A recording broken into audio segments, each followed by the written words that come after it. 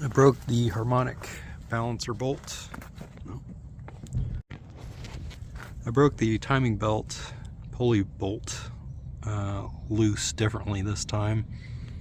This time I wrapped it a bunch of times around the frame before I hooked it onto itself. I passed it through all three of the holes in the pulley, then back down through here, and I wrapped it a bunch of times around this before knotting it. So I didn't have to do the whole thing where I used the ratchet part of the strap at all. All I needed was like the hook and, you know, some more of this. Still a 22 millimeter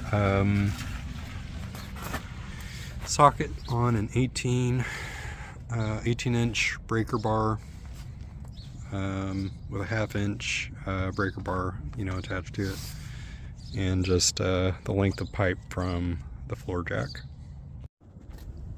Taking off the timing belt cover, and these are my initial impressions. We already knew that there was an oil leak that was at least ending towards the bottom, so that's no surprise, because I mean that's just the lowest point that gravity's gonna pull the motor oil to. So when I took out the timing bolt cover bolt right there, there was like oil like that was dripping down there. So my next goal is to figure out, you know, where that leak is coming from, because it seemed like it was coming from somewhere, you know, somewhere behind the timing belt cover. So I mean, maybe it's like a seal or something, just, you know, maybe it's behind this thing. I also noticed this. So as far as I know, they put those there when there's been a crack in it, right? And they're, you know, trying to fill it with whatever that thing is. So I guess that's fixed. Like, I'm not seeing any oil leak out of it. This bolt here, that's just something that dropped down in there when I was disassembling the timing belt cover. Yeah, this is maybe the thing that blew everything up. See how loose this is? That's the spring that keeps the timing belt tensioner in place. So that and the timing belt tensioner itself is loose. Right. So there's two different bolts that are holding that timing belt tensioner in, and both of them are loose. So I probably just didn't put, you know, I know I didn't put any thread locker on there, so I'm thinking that they just got loose like that, you know. And I used like grease. I used grease to make sure that, you know, if I ever needed to open those back up again, you know, take them off, I could, but that was not a good idea, because it's, I mean, I'm obviously now learning that if you do that, then they're going to get loose and it's going to mess up your timing possibly. I still haven't taken apart the engine, you know, to see if there's any damage. That's all just, you know, next steps. Let me put this in the car real quick. I noticed on the timing belt cover that there are some wear marks, and that's just probably from where the timing belt tensioner pulley was just rubbing against this. Same thing with that scratch mark there. There's like that powder from the belt, probably, you know, the belt just degrading from rubbing up against this thing, and the belt being loose because of the timing belt pulley. Let's see what else we can see.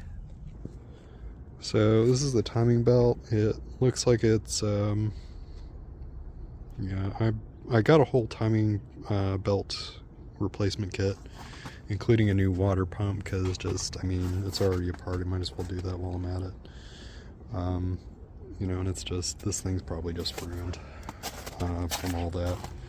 Maybe it could be useful, but I mean, after all that, if I've got a new one, why not just replace it now? What else could be loose in here?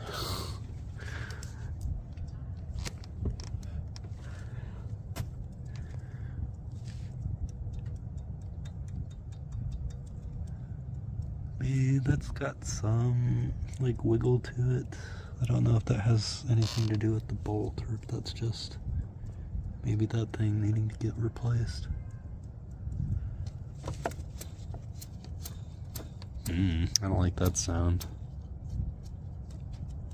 Like it's not silent, you know? There's just a bunch of different things that could have been causing that squealing sound.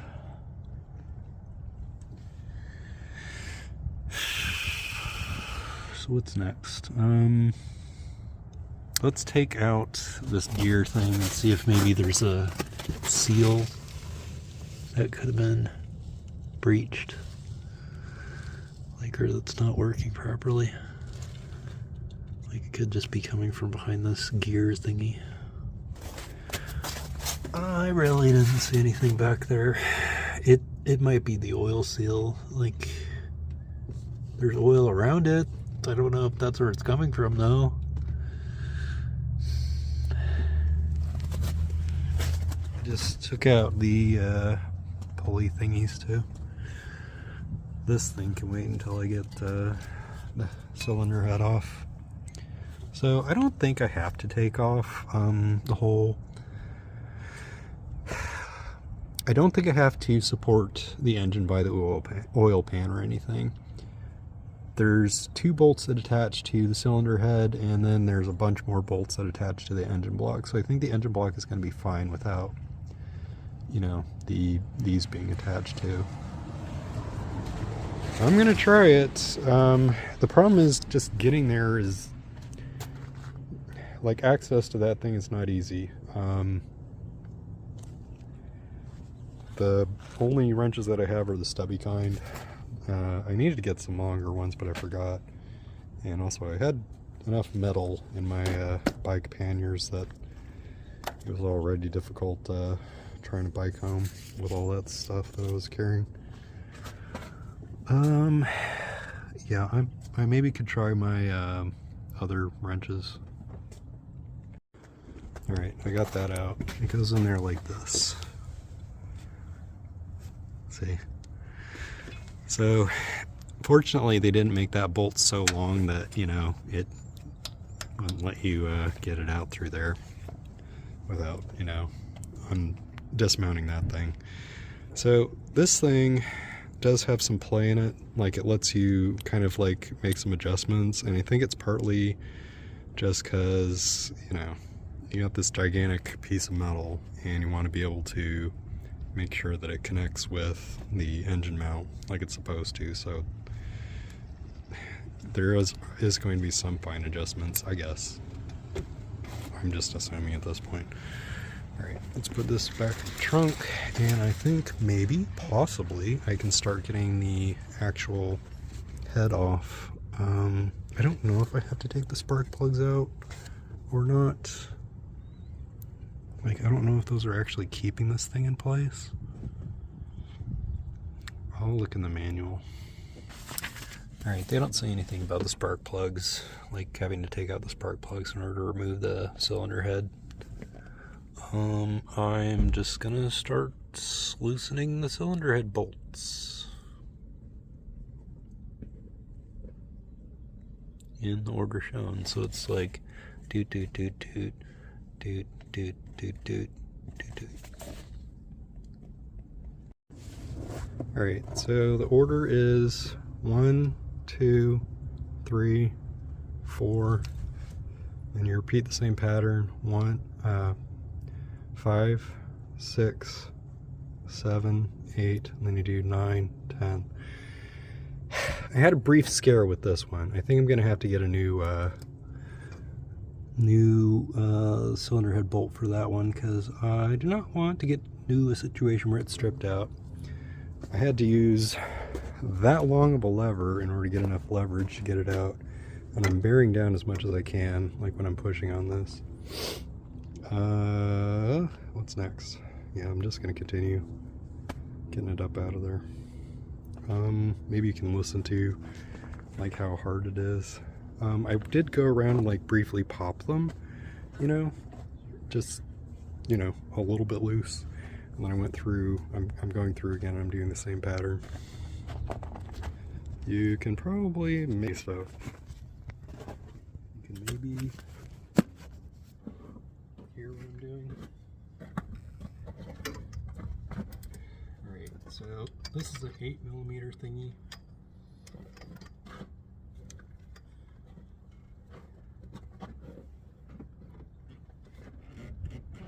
Okay, bearing down on it.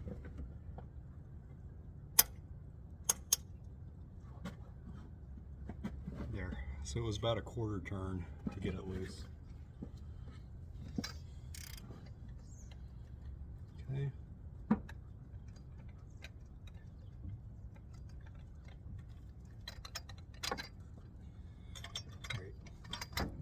You don't need to see the rest of that. Alright, this thing's been sitting there for maybe like a week or 2 weeks now.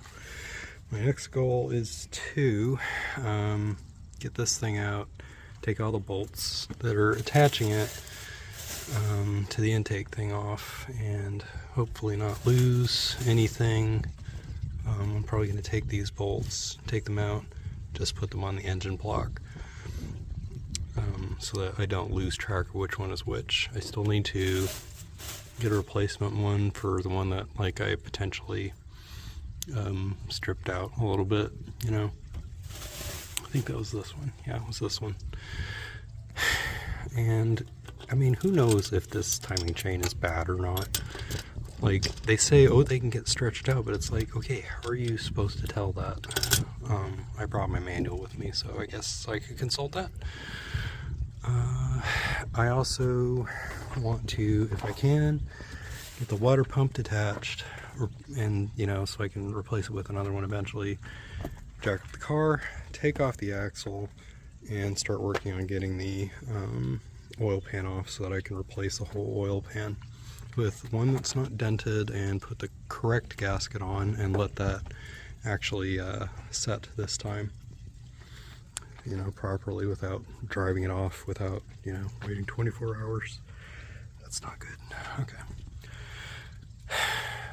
That's where we're at, because this thing is just too heavy for me to carry, like in one piece, so I've got to take it apart. I wanted it to keep it together, and just take it all the way back to my house so I could work on it. But I guess I'm gonna have to do it here, and I'm gonna put the cylinder head on this so it's got some padding underneath it. Who knows how much I've scratched it up already, you know, taking it in and out and just leaving it on snow, which, I mean, come on, it's the softest thing imaginable. Yeah, so I'm just gonna work on that next. This is what our exhaust manifold looks like. Like, this is where the gasket was, so it looks like it wasn't sealing completely, but who knows if, like, I'm not a professional. I don't know if that kind of, you know, we got the red rust here, and then we got this darkened area here. This darkened area feels smoother. Of course, the stuff that's all red feels a whole lot rougher. I haven't taken the heat shield off. So these are all my bolts. This is the one, focus please. This is the one that I kind of rounded out, and that's the one that I want to replace. This one is okay, but I should probably just grab two just in case. The other ones I got out like perfectly. They look fine. So I guess I'll have to go to the salvage yard and maybe pick ones out from the same spots. So it's this one and this one in the corner.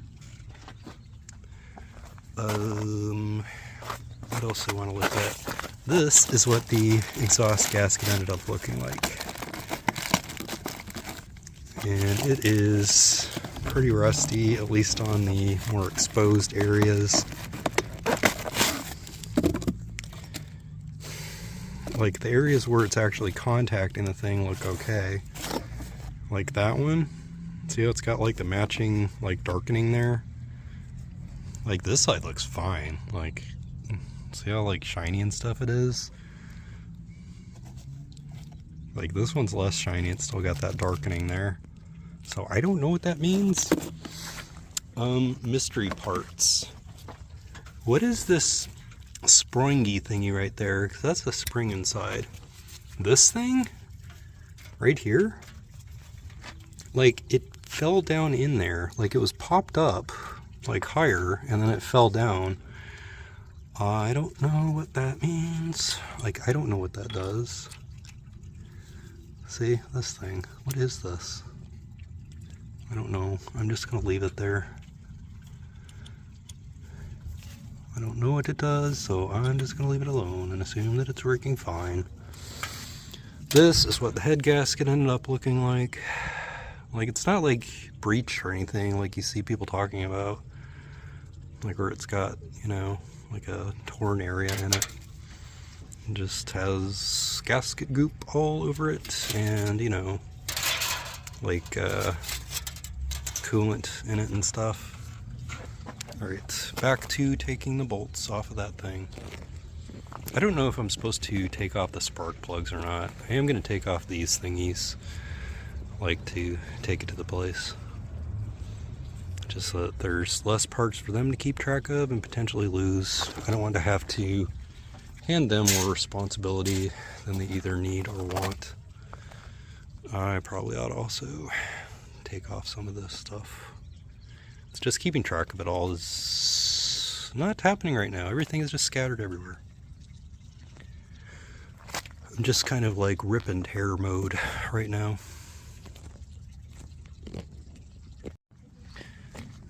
I wanted to document this. This is what this underside looks like. I don't know if that means that it's like I need to change out gloves. If that means that it's leaking, like got a fuel leak or anything through there, or if that's just normal. I wanted to document this is how this piece fits on. It's kind of obvious because it's got the wear right there, but at least I know now that's like, you know, that's where it goes relative to the rest of the engine or cylinder head. Look, they've got like handwritten stuff. I don't know what that means. BM15 B, and then it's got something scratched out. Alright, so it's got two bolts there and there. I don't know if this is a bolt or not.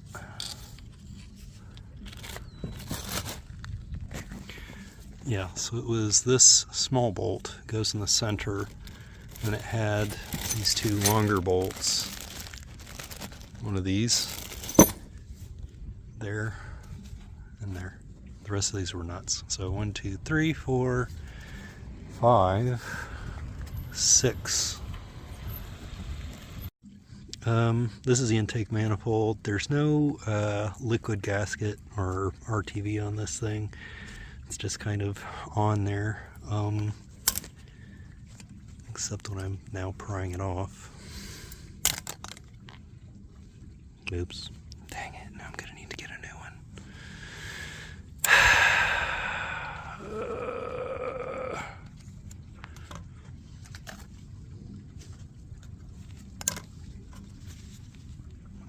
Like, it was just there. It's just hanging on there, and I just tore it off.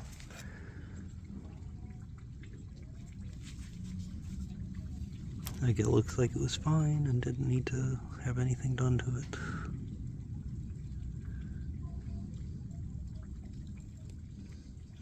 I guess maybe, like, I should have replaced it anyway. But this tells me when I put it back on that I'm going to have to make sure that I don't use any kind of gasket to attach it, like any liquid gasket RTV stuff. And now you saw it live. Like, you're not supposed to pry those things off in a hurried manner. This looks like it's just like one of those felt gaskets. It says Interface Solutions on it. I don't know if I need to replace any of the MAP, MAF, PCV, if I need to replace any of that stuff. Like they say that can cause, you know, timing issues, which maybe is what it's having. But all that stuff can wait until like the thing is back together. Alright, this is what these things look like. I don't know if it's supposed to have that stuff on there. Like, is this like a composite material? Like, or is that just like that scaly stuff supposed to be on there? Are these damaged? Like, it comes off. So that one's the one that looks like it's got the most buildup on it. This one also, like, but compared to all the rest of these, like, this one's the most. And that kind of matches up with like how that thing was looking like it had more leakage, I guess, than the other ones. So maybe that has something to do with it. This thing, this engine mount here, has a nut that goes on top of this stud and then a bolt that goes here. I put the bolt and the nut together just to make sure that they stay together. I'm going to get a grocery bag and put all this mounting equipment on there. And I guess I'm going to take this thing off. I don't know what it does. I don't know what it is. I'm going to take it off in case, you know, because it's going to get washed, right? So we're just taking it off. Why do I have two gaskets on here? That seems like it's unnecessary. That's where the thermostat was. I remember why I had two of these gaskets on there. So this one's got a little bit like of a tear in it, like this rubber one, to where it's not a complete circle. See? I think it's torn there. And this one is a metal one, and it's coated with rubber. So when I put these back on, I'm going to use gasket seal, because apparently it can be used with coolant related stuff. I saw like a video where a guy was like, yeah, just chip out any stuff that looks like it's irregular and just left over from the molding process. So I guess I could get rid of that. I don't think it's really necessary, and I don't want to damage anything. So I don't know. I don't really want to do much of that. Like, I'll wipe it down and stuff and get some of the worst stuff off, so the guy isn't like, yeah, I'm gonna have to charge you double. Like, I'm hoping the $125 that he quoted me to clean this thing is not like, oh, that's my base rate, and I gotta tack stuff on top of that. Gotta take this off, gotta take this off, I guess. This is going to be replaced anyway, because I got the new kit. One thing my timing belt kit didn't come with is the O-ring that fits on over the crankshaft, so I guess I'm going to have to order one of those too. Probably going to use my, I'll show you. So this gets taken off with the 19. That's the closest thing. It's not like, I mean, it's got some slop. I'm pretty sure it's just a 19. Good luck to me getting this on in the proper torque, because I'm just not going to do that.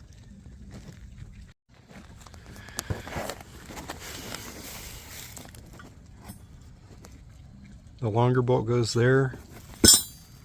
These 3 bolts hold the alternator bracket on there.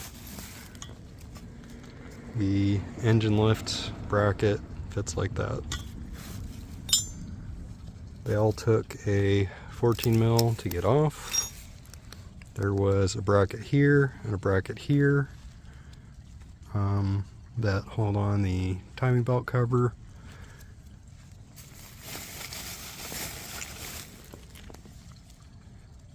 I forget which pulley this is for. I think it's like one of the timing belt pulleys. That fit right there, and you can hear, like when I spin it, that it's kind of got like a little bit of a hiss to it. I can't do this one-handed, and I didn't bring my tripod, so I'm not going to bother. So you're just going to have to take my word for it. It has a brass bolt, and then I'm going to put baggie with these things in it. Alright, so I've got this wrapped up in a trash bag, and I'm carrying it in the cardboard box that my floor jack came in. My next step, I'm just carrying this back to my house. So I took everything off of it, including the spark plugs and any mounting stuff, any bolts and nuts and stuff. So it's ready for cleaning. I'm not going to be the one to clean it. Right now I'm hesitant to even have it resurfaced and stuff. I just want the guy to check it out and see if it even needs that. And I don't know that it does. I just want him to check and see if anything's leaking, because I've got the thing off. And to me, I guess it's worth $125, because to be spending all that on, you know, well, okay, so the vacuum pump thing, that's pretty much taken care of, because I got all the parts to check it.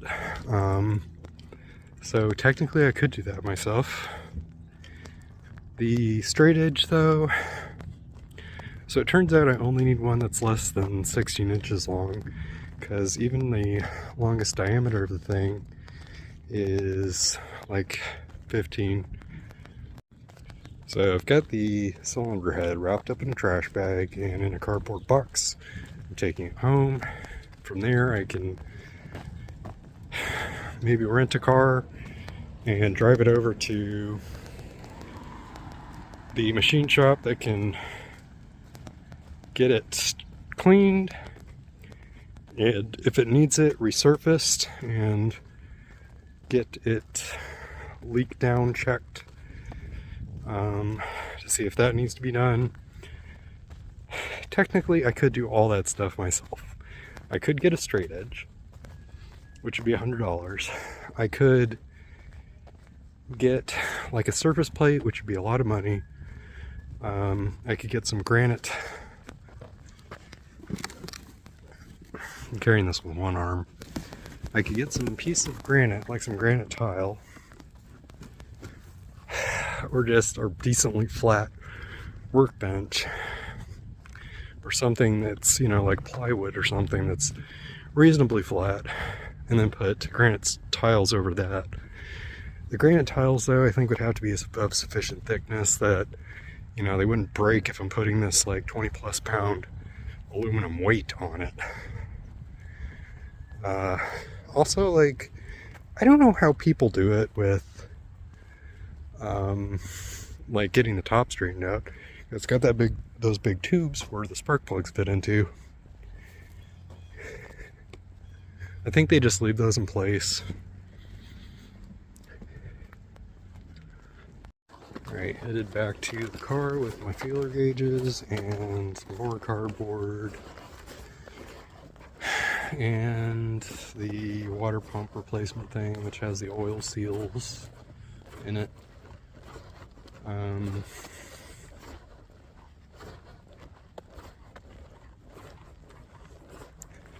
next step is to remove the tire and the axle, and just to get to the oil pan.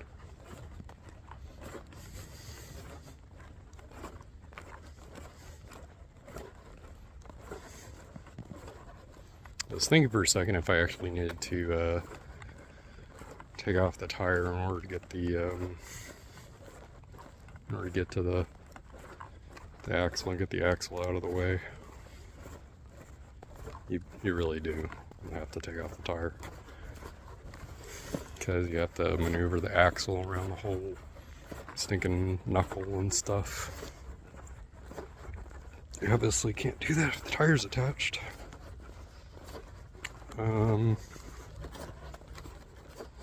What was I thinking? Yeah, I think I am going to go ahead and take out the pistons and check the rings and stuff, because it's like, look, it's already all taken apart and stuff. You know, taking it apart a little bit more is going to hurt. It's going to take more time and stuff, and it's possibly going to damage more stuff. But at this point, it's like I've already at the point of no return. I mean, I'm well past the point of no return. I'm in like super deep now. Still gonna ask the machinist if he can get me a straight edge, because I just thought of something like, all right, in my calculations of how much it would cost to do the whole cylinder head thing myself, I factored in the straight edge as an additional expense. You know, if I did the sandpaper plus the pieces of granite, but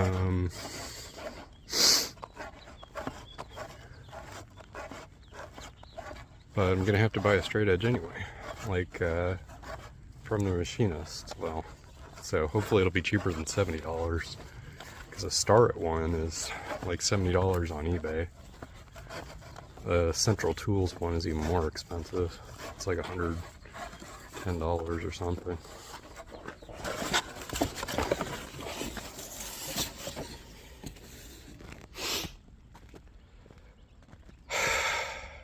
Okay. Gonna take off the nuts, take off the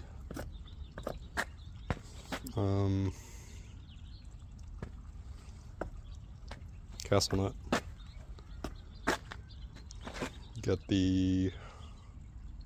pop the thingy loose from there.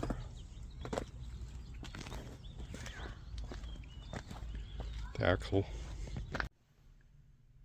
I'm trying to figure out what to do with the code 1403 that has to do with the PCM detected a malfunction in the diagnostic module tank leakage system changeover valve. So the DMTL is right by the canister, I think, which is on the left, right side, you know, the corner over by where the gas tank is. I don't know where the PCV valve is exactly. Apparently it's somewhere around there. I'll have to look around and see if I can figure out where that is, just because their diagrams are never completely clear. So the DMTL is right by the canister and the air filter on the canister. This is the clearest picture I could find. It's on page EC11. So you got the canister and air filter right next to it, and then somewhere right nearby it, I think it's on this little bracket that's in between the gas tank and the canister. I think that's where it is. So if I'm able to take that part off, that's probably where the thing is, and hopefully if I take that off, it isn't, like, you know, going to leak gas everywhere. See, DMTL, that's what the part looks like, so I should be able to track it down fairly easily. So at least that explains to me where that is. I still need to figure out where I can buy a replacement one from, because when I've looked up replacements on different websites, they're like, yeah, this is $300. I'm not paying $300 for this thing. I'll just let it leak.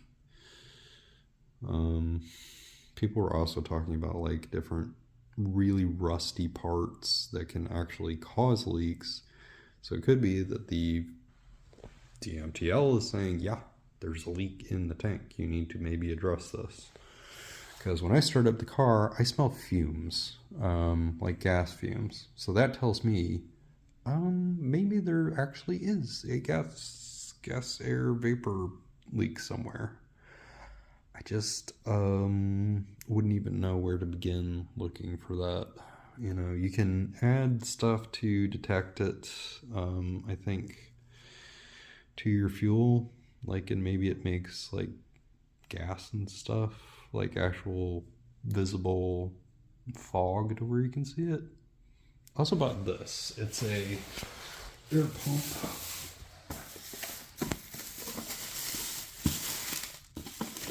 I forgot this existed.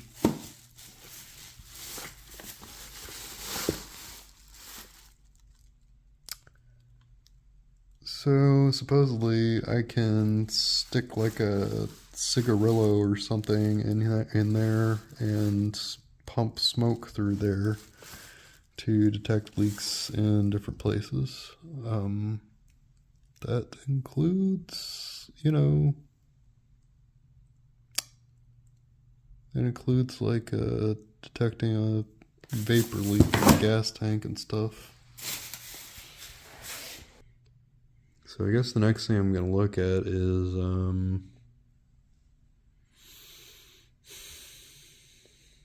the EGR valve position sensor. Try to figure out what that is. No, next thing I'm going to do is figure out where I can actually buy one of these things.